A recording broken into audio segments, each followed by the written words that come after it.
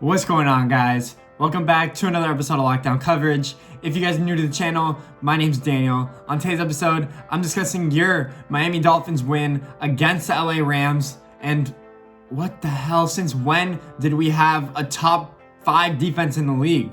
This defense is next level, if you had to ask me. Obviously, Tua and Tua's debut are the main stories, the main storylines. But this defense just took over the game at some points and most of the game. This game plan and Brian Flores know how to scheme up against the LA Rams ever since the 2018 Super Bowl when Brian Flores was the defensive coordinator for the New England Patriots. But other than that, the main focus is obviously Tua's debut, and Tua made his first start and he got thrown into the Wolves. And Aaron Donald on the first possession of the game strip sacked Tua. He got body slammed on the floor by Michael Brockers. Aaron Donald said, "Welcome to the NFL, rookie," and Tua greatly appreciated it. He said after the game that he loved getting hit and it felt good. And I genuinely believe that statement just because Tua hasn't been hit in so long and he's coming off a devastating injury. It's good to see him go out there and play. Tua did not flash any particular points in which you could see that he's better than Ryan Fitzpatrick, but he is knocking off some of the rust that he did have. He hasn't played a game in a year, so cut him some slack. I have not seen any reporter say he hasn't played in a year. That's his first game in a very, very long time. So let him play a few games, let him get comfortable with the NFL speed, with the game plan adjustments, with throwing the football to new weapons and stuff. He has been working with the second team mostly throughout the year because Ryan Fitzpatrick has getting first team reps. So Tua threw a passing touchdown to Devontae Parker. It was a bullet. He had some nice deep shots. Mike Gesicki one especially was right in his hands, caught it right in stride. Mike Gesicki just couldn't get enough separation. The Dolphins defense was dominant. Players that I wanted to point out, Emmanuel Ogbah. This man has 6 sacks, 2 forced fumble, so many pressures, all on a 2-year, $15 million deal.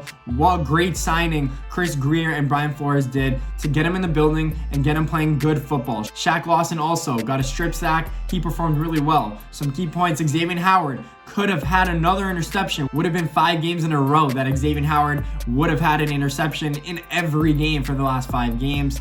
Byron Jones on the other side of the ball is also playing really well. Does have a few PBUs, doesn't have interceptions to show for, but he is that lockdown corner we signed this offseason. Eric Rowe should have had a pick in the first half and he should have had a pick 6 in the second half, but he dropped it because, I don't know, most players usually look at the end zone thinking, oh my God, I'm about to score a pick 6, and they drop it because they take their eyes off the ball. But Eric Rowe is one of the best players on this Dolphins defense. I've been telling you guys, I put him in my top 10 list last video, last week. Other players that have also been playing really well, Christian Wilkins had an interception. Big boy, 300-pound Christian Wilkins had a pick.